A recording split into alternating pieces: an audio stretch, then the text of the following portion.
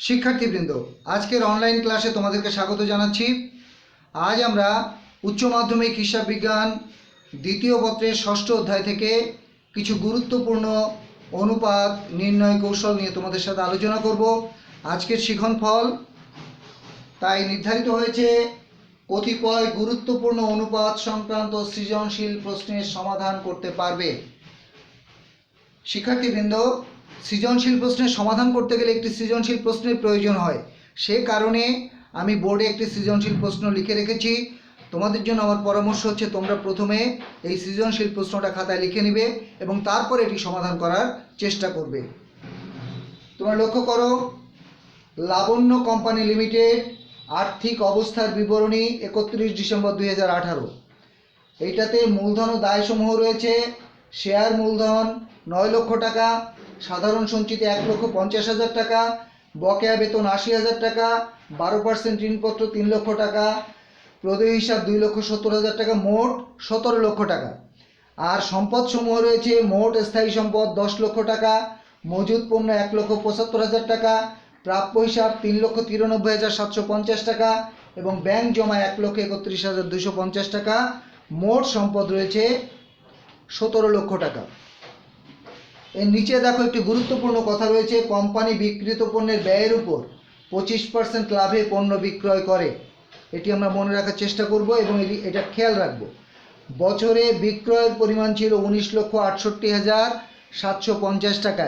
এই ছিল আমার উদ্দীপক। এরপরে নিচে আমাকে করতে বলা হয়েছে ক নম্বরে চলতি অনুপাত নির্ণয় করো, খ নম্বরে মোট লাভ অনুপাত ও মজুদ আবর্তন অনুপাত নির্ণয় করো এবং গ নম্বরে প্রাপ্য হিসাব আবর্তন অনুপাত ও গড় আদায়ের সময় নির্ণয় করো। শিক্ষার্থীবৃন্দ, আমরা প্রথমে ক নম্বরের উত্তর করার জন্য বোর্ডের উপরে চলে যাচ্ছি।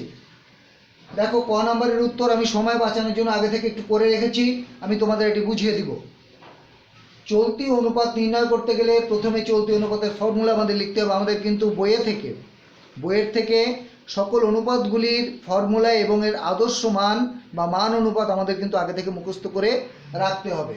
তো চলতি অনুপাতের ফর্মুলা হচ্ছে চলতি সম্পদ ডিভাইডেড বাই চলতি দায়। চলতি সম্পদ ডিভাইডেড বাই চলতি দায়।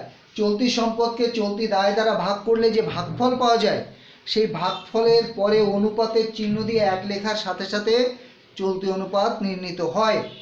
এখন চলতি সম্পদকে চলতি দায় দ্বারা ভাগ করতে হবে। এখন চলতি সম্পদ বলতে কোন কোন সম্পদকে আমি বুঝবো, এইটা বোঝার জন্য আমি পূর্ববর্তী একটি ক্লাসে এই সম্পর্কে বিস্তারিত আলোচনা করেছি এবং সেখানে আমি তালিকা আকারে ওটা করে দিয়েছি, যেটা দিগরাজ ডিগ্রি কলেজের ইউটিউব চ্যানেল ইতিমধ্যে আপলোড করা আছে। তোমরা প্রয়োজন বোধে সেখান থেকে দেখে নিবে। তো যাই হোক, সহজভাবে যদি আমি বলি, যে সকল সম্পদ একটি নির্দিষ্ট হিসাবকালের মধ্যে নগদ অর্থে রূপান্তরিত হয় সেই সম্পদগুলিকে চলতি সম্পদ বলে এবং যে দায়গুলি একটি নির্দিষ্ট হিসাবকালের মধ্যে পরিশোধ করতে হয় তাকে চলতি দায় বলে। এখানে একটি নির্দিষ্ট হিসাবকাল বলতে সাধারণত 1 বছর সময়কে আমরা বুঝবো। শিক্ষার্থীবৃন্দ, তাহলে আমরা চলে যাব যে এখানে চলতি সম্পদ বলতে কি কি বোঝায়। চলতি সম্পদ, এখানে যদি সম্পদ সমূহ পাশ লক্ষ্য করি, প্রথমে আছে মোট স্থায়ী সম্পদ, এটা তো স্থায়ী সম্পদ বলাই আছে, কাজে এটা চলতি সম্পদের মধ্যে যাবে না। এরপরে যেগুলি আছে মজুদ পণ্য, প্রাপ্য হিসাবে ব্যাংক জমা, এগুলো সবই কিন্তু চলতি হিসাব। আমি সেই তিনটা এখানে যোগ করে নিয়েছি। মজুদ পণ্য যোগ প্রাপ্য হিসাব যোগ ব্যাংক জমা, টাকাগুলি এখানে যে টাকা আছে টাকাগুলি বসিয়ে যোগ করলে যোগফল হয়েছে 7 লক্ষ টাকা। এই 7 লক্ষ টাকা হচ্ছে আমার মোট চলতি সম্পদ। এরপরে চলতি দায়, এখানে আছে দুটো, বকেয়া বেতন এবং প্রদেয় হিসাব। আমি সেই দুটিকে যোগ করে নিয়েছি। 80,000 যোগ 2,70,000, এখানে হয়েছে 3,50,000 টাকা। তাহলে আমার চলতি সম্পদ 7 লক্ষ টাকা এবং চলতি দায় 3,50,000 টাকা। এবার আমি এই চলতি অনুপাতের যে ফর্মুলা, সেখানে আমি মান বসাবো।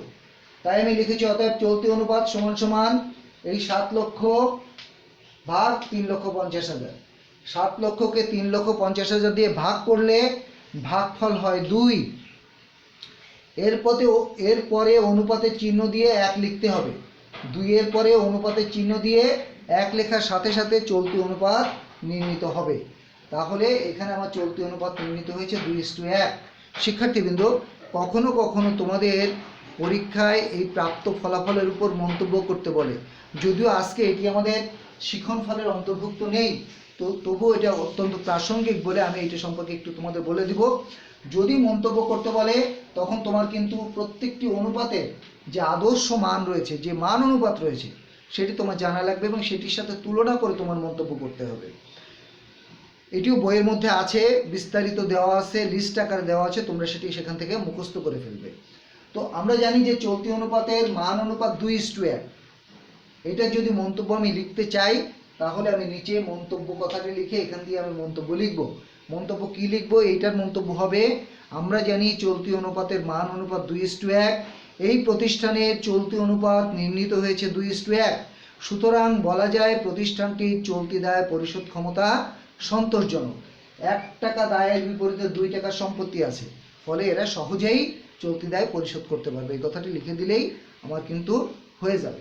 আশা করি বুঝতে পেরেছো শিক্ষার্থীবৃন্দ। এরপরে আমরা খ নাম্বারে চলে যাব। এই খ নাম্বারে মোট লাভ অনুপাত এবং মজুদ আবর্তন অনুপাত নির্ণয় করতে বলা হয়েছে। এগুলো নির্ণয় করার জন্য আমি জায়গাটা একটু পরিষ্কার করে নিব এবং তারপর এগুলো করব।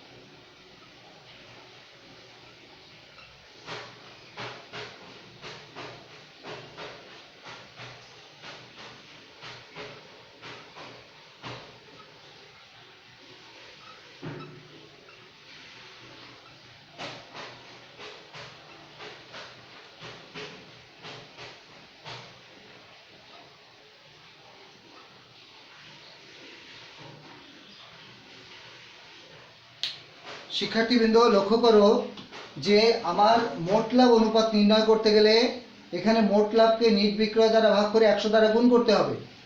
তাহলে আমার মোট লাভের পরিমাণ কত এটা জানা লাগবে। কিন্তু এই অঙ্কে কোথাও কিন্তু মোট লাভের পরিমাণ দেওয়া নাই, তবে একটি ক্লু দেওয়া আছে। ক্লুটা কি? কোম্পানি বিক্রিত পণ্যের ব্যয়ের উপর 25% লাভে পণ্য বিক্রয় করে আর বছরে বিক্রয়ের পরিমাণ 19,68,750 টাকা। তাহলে এইটার থেকে আমি কিন্তু মোট লাভের পরিমাণ বের করে নিতে পারবো। কিভাবে বের করব?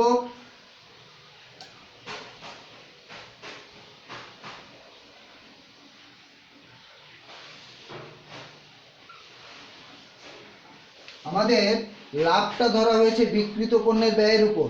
আমি ধরি বিক্রিত পণ্যের ব্যয় সমান 100 টাকা, তাহলে লাভ হবে বিক্রিত পণ্যের ব্যয়ের উপর 25%। তাহলে লাভ হবে কত?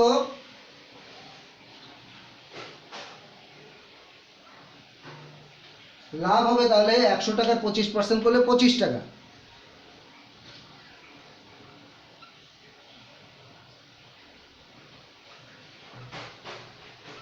তাহলে বিক্রয়ের পরিমাণ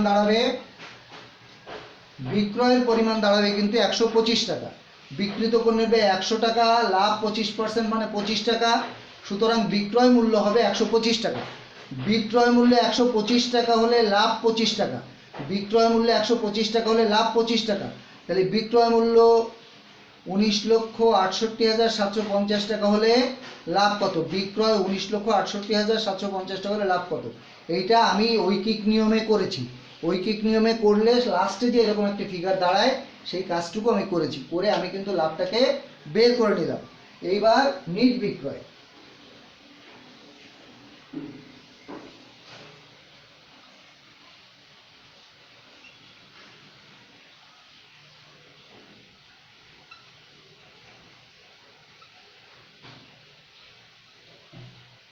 লক্ষ্য করো এই অঙ্কে শুধু বিক্রয়ের একটি টাকা দেওয়া আছে। সাধারণত বিক্রয় থেকে বিক্রয় ফেরত, বিক্রয়ের বারটা বাদ দিয়ে অলিখিত বিক্রয় থাকলে সেটা যোগ করে নিট বিক্রয় বের করতে হয়। এই অঙ্কে বিক্রয় সংক্রান্ত একটি তথ্য দেওয়া আছে এবং অন্য কোনো কথা বলা নাই। কাজেই এখানে আমার যে বিক্রয়ের পরিমাণ যেটি দেওয়া আছে সেটি হচ্ছে আমার নেট বিক্রয়। এইবার আমি ফর্মুলায় যদি মানগুলো বসাই, অতএব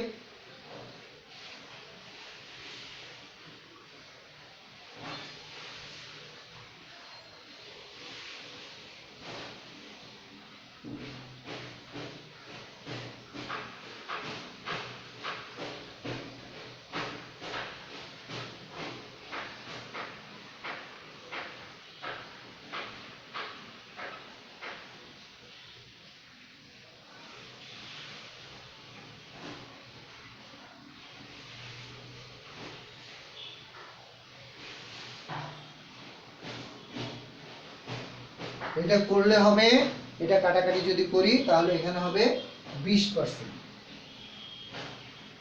20%। শিক্ষার্থীবৃন্দ, এই মোট লাভ অনুপাত আমার নির্ণীত হলো।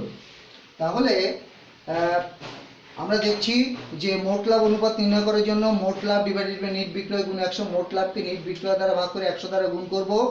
মোট লাভ এখানে দেওয়া নাই, আমি তাই মোট লাভ বের করে নিলাম। আর নেট বিক্রয় এখানে আলাদা করে বলা নাই, অন্য কোনো ক্লু দেওয়া নাই, তাই আমি যে বিক্রয় পরিমাণ দেওয়া আছে সেটাকে নেট বিক্রয় ধরলাম। এবার মোট লাভকে নেট বিক্রয় দ্বারা ভাগ করে 100 দ্বারা গুণ করলে আমার এখানে যে উত্তর বেরোলো, তারপরে আমি পার্সেন্টেজ চিহ্ন দিলাম। যে সমস্ত অনুপাতের ফর্মুলার মধ্যে 100 দ্বারা গুণ করা হবে সেই উত্তরগুলোর পাশে শতকরা চিহ্ন দিতে হবে। আর যদি 100 দ্বারা গুণ না থাকে তাহলে অনুপাতের চিহ্ন দিয়ে 1 লিখতে হবে, যেটা আমরা আগেরটাই করেছি। এখন যদি এই ফলাফলের উপর মন্তব্য করতে বলে তখন আমি কি লিখব? তখন তোমার লিখতে হবে, আমরা জানি মোট লাভ অনুপাতের মান অনুপাত 20% থেকে 30%। এখানে এই প্রতিষ্ঠানের নির্ণীত অনুপাত 20%, সুতরাং বলা যায় প্রতিষ্ঠানটির মোট লাভ অনুপাত সন্তোষজনক। আশা করি বুঝতে পেরেছ। এরপরে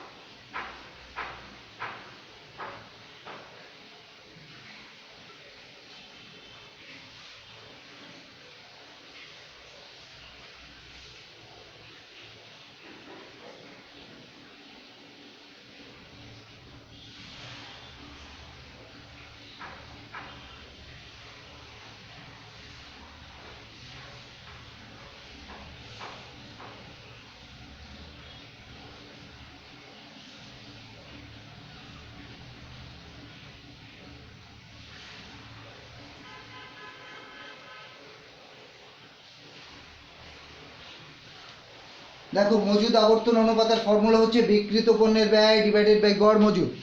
বিক্রিত পণ্যের ব্যয়কে গড় মজুদ দ্বারা ভাগ করতে হবে। তাহলে এখানে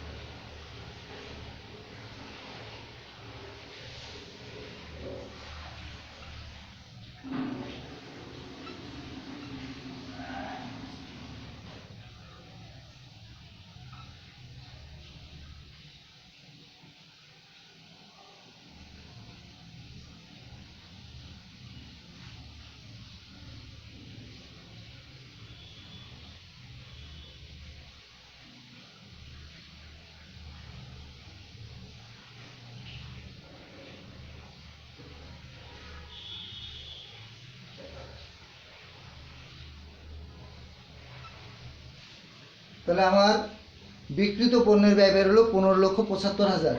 বিক্রয় থেকে মোট লাভ বিয়োগ করলে বিক্রিত পণ্যের ব্যয় পাওয়া যায়। আমরা বিক্রয় কত জানি, মোট লাভ আমি এর আগের অনুপাতটা নির্ণয় করার সময় বের করেছি, সেটা বিয়োগ করে দিলাম।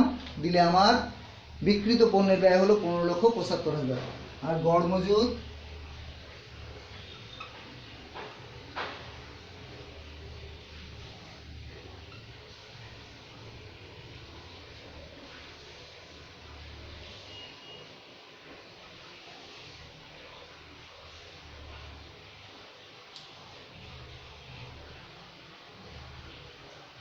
দেখো, গড় মজুদ এখানে 1,75,000 টাকা।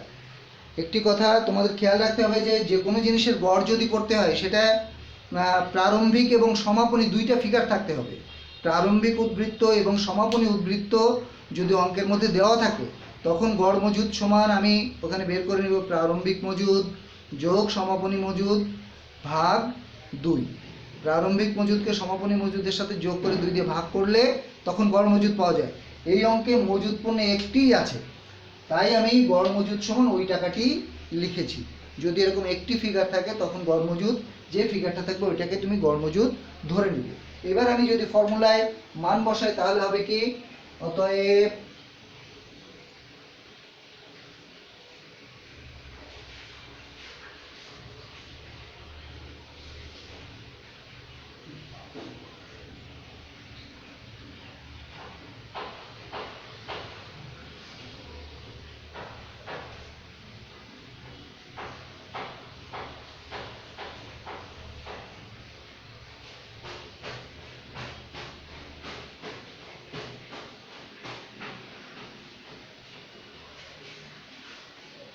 এখানে ভাগ করলে ভাগফল বেরোবে 9। এরপরে তোমার লিখতে হবে বার, বার অথবা গুণ এই কথাটি লিখতে হবে। যে সমস্ত অনুপাতের নামের মধ্যে আবর্তন শব্দটা থাকবে, যে সকল অনুপাতের নামের মধ্যে আবর্তন শব্দটা থাকবে সেই অনুপাতগুলোর যে মান নির্ণীত হবে তারপরে বার অথবা গুণ লিখতে হবে। আমরা এখানে তিনটা অনুপাতে 3 রকম জিনিস দেখলাম। চলতি অনুপাতে আমরা ইস্টু দিয়ে 1 লিখেছিলাম, তারপরে মোটলাভ অনুপাতে আমরা পার্সেন্টেজ দিয়েছিলাম, এখন মজুদ আবর্তন অনুপাতে আমরা কিন্তু 9 বার লিখব। তাহলে যদি কোনো অনুপাতের নামের মধ্যে আবর্তন শব্দটা থাকে তখন আমরা বার লিখব বা গুণ লিখব। যদি 100 দিয়ে গুণ করা হয় ফর্মুলার মধ্যে তখন পার্সেন্ট লিখব। এই আবর্তন শব্দ নাই এবং 100 দিয়েও গুণ নেই এরকম যদি হয় তখন অনুপাতের চিহ্ন দিয়ে 1 লিখব। আশা করি বুঝতে পেরেছ শিক্ষার্থীবৃন্দ। এইবার এই মজুদ আবর্তন অনুপাতের এই প্রাপ্ত মানের উপর যদি মন্তব্য করতে বলা হয় তাহলে তুমি বলবে যে মজুদ আবর্তন অনুপাতের মান অনুপাত 8 বার। এটা তোমাদের মনে রাখতে হবে, মজুদ আবর্তন অনুপাতের মান অনুপাত 8 বার, এখানে নির্ণীত অনুপাত 9 বার। সুতরাং বলা যায় প্রতিষ্ঠানটির মজুদ আবর্তন অনুপাত সন্তোষজনক। এই 8 বারের বেশি হলে ভালো, 8 বার চেয়ে যত কম হবে তত খারাপ, 8 বারের চেয়ে যত বেশি হবে বা 8 বার হবে ততই ভালো। এটা আমাদের মনে রাখতে হবে, এটা আমাদেরকে মনে রাখতে হবে এবং সেই মতো আমরা যদি মন্তব্য করতে বলে তাহলে মন্তব্য আমরা করবো। মন্তব্য অনেক সময় সৃজনশীল প্রশ্নের বাইরে এমসিকিউ অংশেও তোমাদের কিন্তু একটি ফলাফল দিয়ে সেখানে মন্তব্য কোনটি সঠিক এরকমভাবে বলতে পারে। তো সেটা তোমাদের যদি জানা থাকে তোমরা এটা অ্যান্সার করতে পারবে। তো যাই হোক, আমাদের মজুদ আবর্তন অনুপাত আমরা নির্ণয় করলাম এবং এর মন্তব্য কিভাবে লিখতে হয় সে সম্পর্কে আমরা জানলাম। এরপরে আমরা চলে যাব গ নাম্বারে।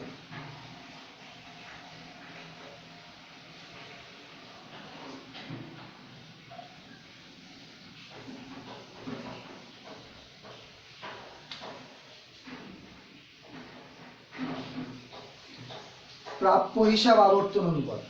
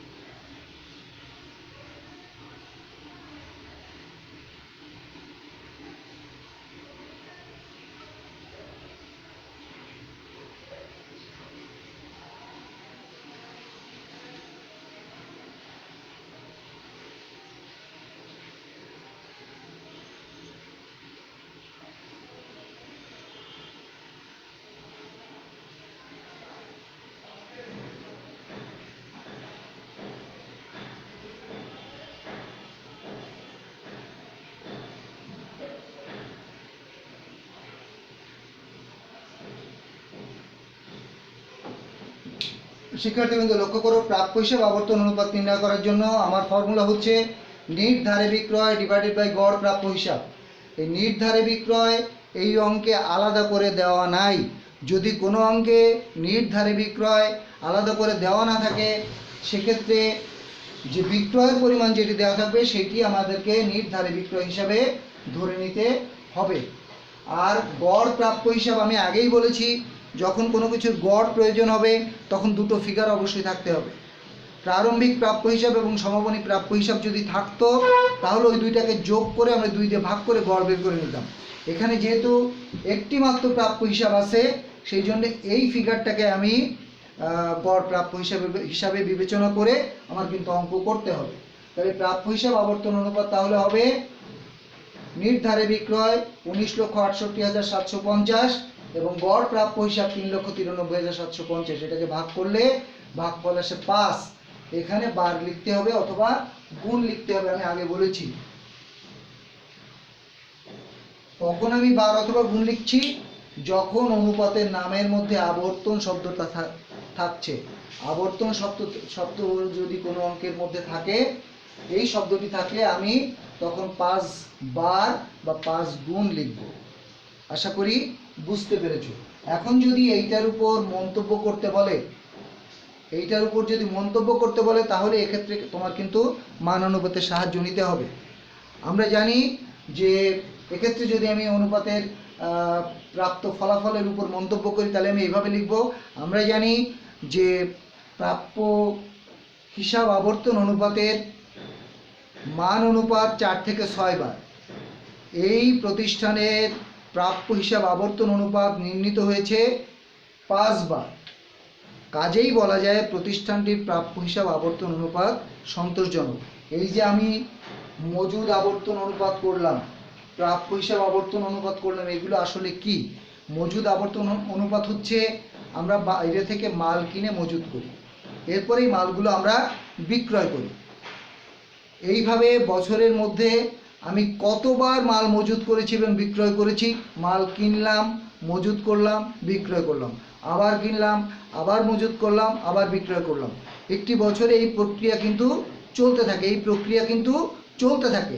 এক বছরের মধ্যে কতবার এই কাজটি আমি করেছি সেইটা মজুদ আবর্তন অনুপাত দিয়ে আমরা বুঝতে পারি। আবার প্রাপ্য হিসাব আবর্তন অনুপাত কি? যে আমি বাকিতে মাল বিক্রি করলাম, বাকিতে মাল বিক্রি করার কিছুদিনের পরে আমি ওই টাকা আবার আদায় করলাম, আবার বিক্রয় করলাম, আবার আদায় করলাম। এই প্রক্রিয়া কিন্তু আমাদের চলতে থাকে। একটি নির্দিষ্ট হিসাবকালের মধ্যে আমি কতবার এই প্রাপ্য হিসাবের নিকট থেকে অর্থ আদায় করতে সক্ষম হয়েছি, প্রাপ্য হিসাব আবর্তন অনুপাত দ্বারা আমি সেটি বুঝতে পারবো। আশা করি তোমরা বুঝতে পেরেছো। এরপরে আমাদের গড় আদায় সময় নির্ণয় করতে বলা হয়েছে।